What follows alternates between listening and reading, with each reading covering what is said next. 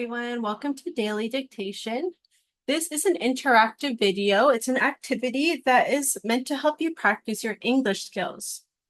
To do this, you are going to listen to me when I read 5 sentences.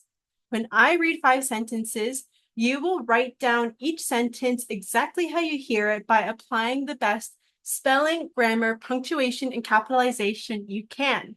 The sentences I read will be at a high intermediate level, and it's going to be about the topic of workplace decisions.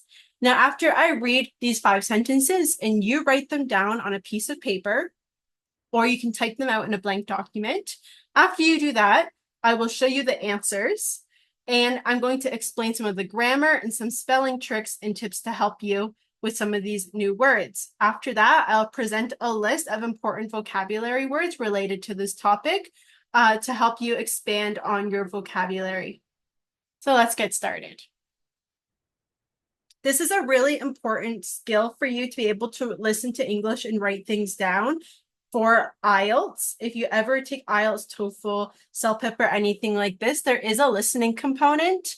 So you're going to want to be able to listen and write down effective notes right as you're listening so you can answer questions with a high level of accuracy and get high scores. It's also really good to expand your vocabulary on these topics because these are typically asked during speaking portions of exams. So in order to help you practice, there are new sentences each weekday, new topics each week, and there's 2 English levels offered in case this level is a little bit tricky for you. Now for the activity itself, you will need a blank piece of paper and a pencil. 5 sentences will be read, and each sentence will be read 3 times and 1 more time at the end. Now you have to write down each sentence the best that you can, and you will use your listening skills to do this. Try your best to apply the correct spelling, punctuation, and capitalization as you write down each sentence. So on the screen here, you can see numbers 1 to 5. Write down these numbers in your document or on your piece of paper, as each number will represent a different sentence that will be read. We're going to start with sentence number 1. Number 1. The team conducted a detailed risk assessment to determine which alternatives would be most effective for the project. The team conducted a detailed risk assessment to determine which alternatives would be most effective for the project.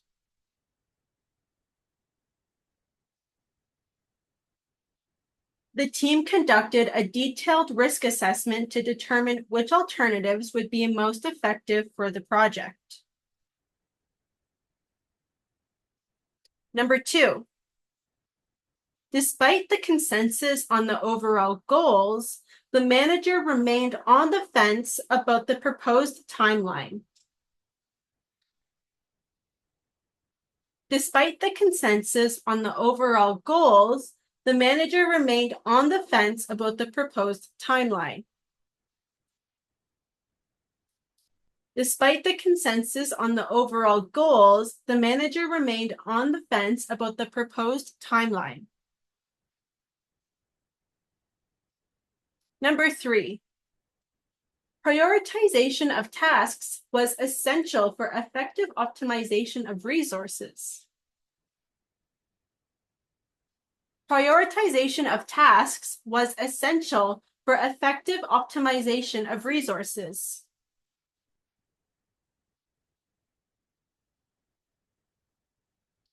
Prioritization of tasks was essential for effective optimization of resources. Number 4. The feedback was crucial for evaluating the feasibility of the new strategy.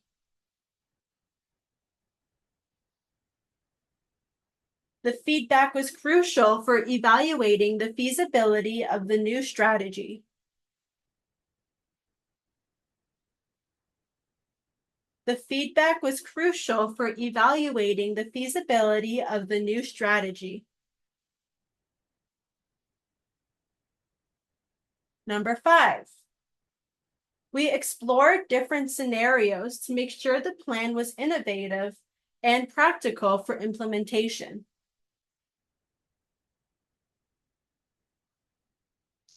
We explored different scenarios to make sure the plan was innovative and practical for implementation.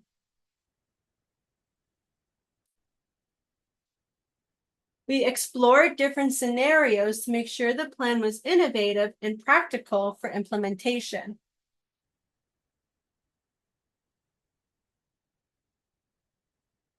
I'm going to read each sentence one more time, starting with sentence number 1.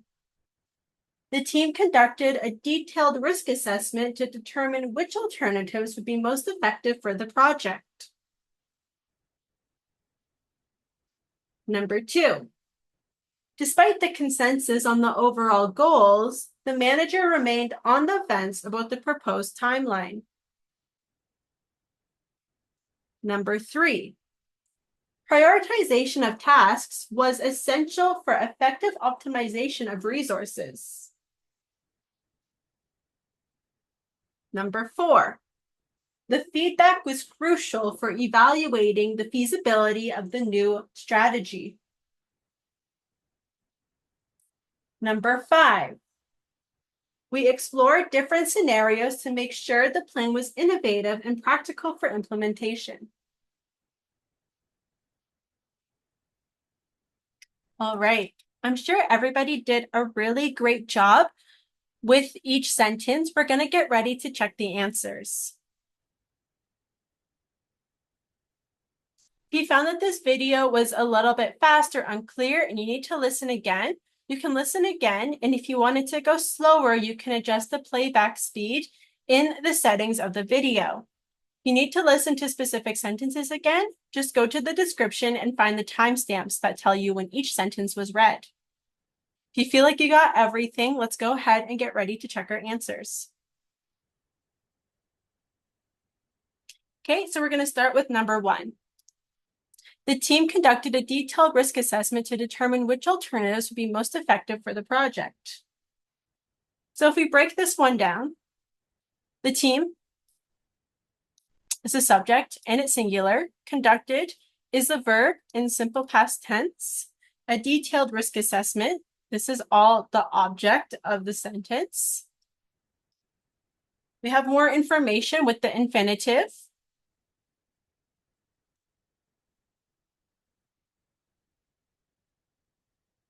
Which alternatives? So we have a relative pronoun, and then alternatives would be most effective for the project.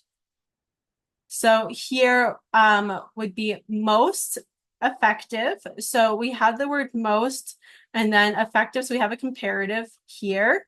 And then for the project now. And something that we didn't yet look at is we have 2 long words here. We have assessment and alternatives. Assessment, you're going to want to split this up. ASSESSMENT.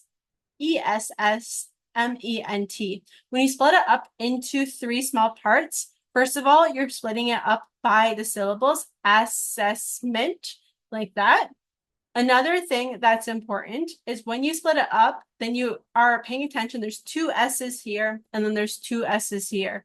Because if you try to memorize this whole thing at once, people often forget an S because I think 4 is just too much for one word, especially because they're beside each other every time. So split up into smaller bits so you can remember that there are, in fact, 4 S's. It's not a mistake. And you feel sure about the order of the letters to get the spelling correct. Alternatives, again, you split up alternatives, like that. 1, 2, 3, 4 by the syllable. So you can sound it out as you spell it, and it all kind of rolls off your tongue, makes sense, and you don't miss anything.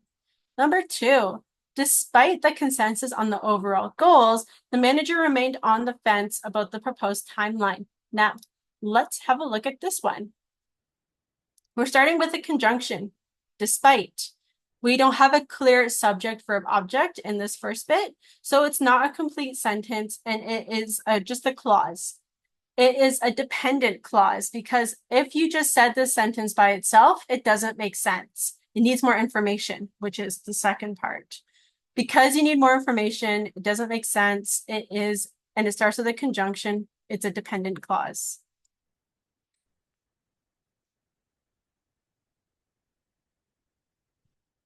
Consensus means decision. And so the word consensus usually has the word on beside it. This is two words that really come together really often. We call it a collocation in English when there's two words that always come together.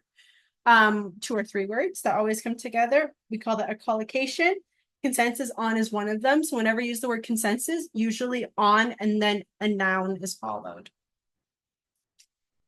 And because this is a dependent clause, of course, we have the comma after that clause. Now we have the manager remained on the fence. Now we have a clear subject, singular, verb, simple past, on the fence, about the proposed timeline. So we have clear subject, verb, and then on the fence after. That's an idiom. We looked at that before. This is what we're going to be studying this week.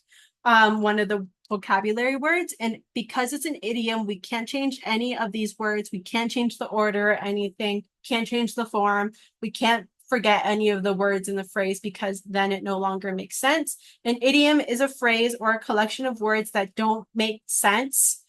Literally, they have their own special meaning, which is why we can't change it. So on the fence here, literally, it would mean that you're standing on a fence, like a wooden structure that divides properties. That's not true here. That doesn't make sense. On the fence has a completely different meaning. So we have on the fence as an idiom, which means undecided. So when you're on the fence, you're undecided about something. And here it says about, and then it gives you more information, the proposed timeline. So that's the noun.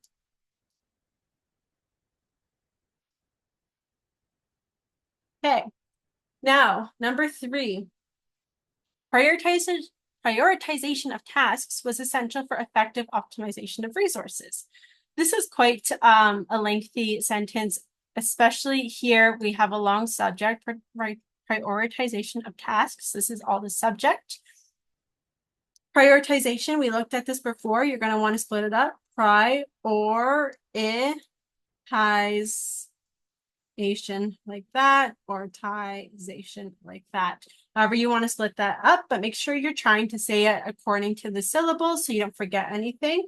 And the reason why you want to split something like this up, similar to assessment, we have a lot of the same letter popping up. We have I 4 times. 1, 2, 3. Yes, 4 times. So when you try to memorize the whole word, what ends up happening with a lot of people trying to spell properly in English is they forget one of these repeated letters and then it's wrong. So when you split it up into smaller bits, then you're remembering different sections rather than the whole word as one.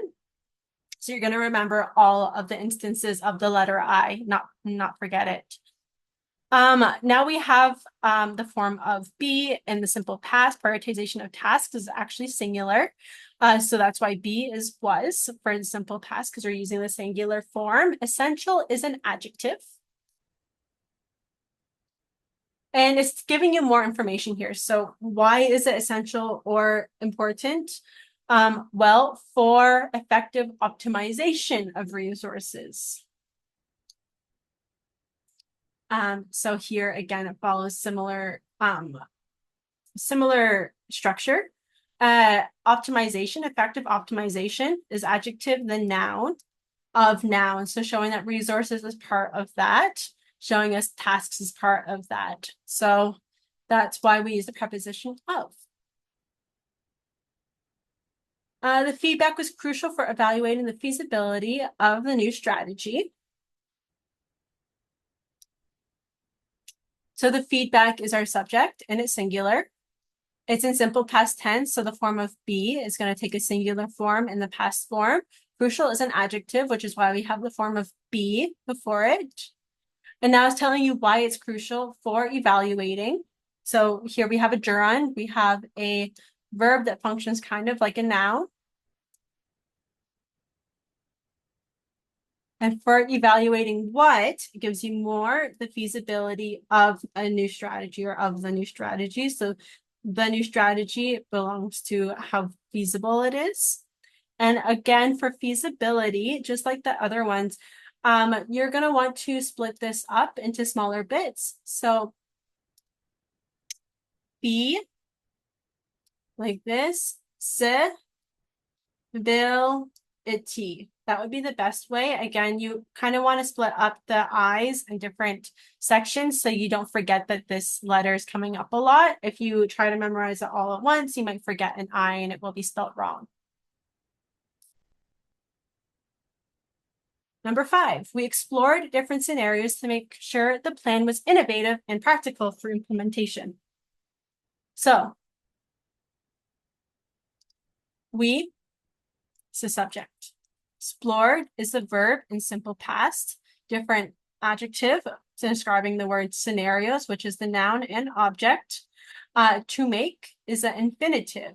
And oftentimes we have the phrase to make sure. So make sure is an example of a collocation. These words always go together, and this forms the infinitive.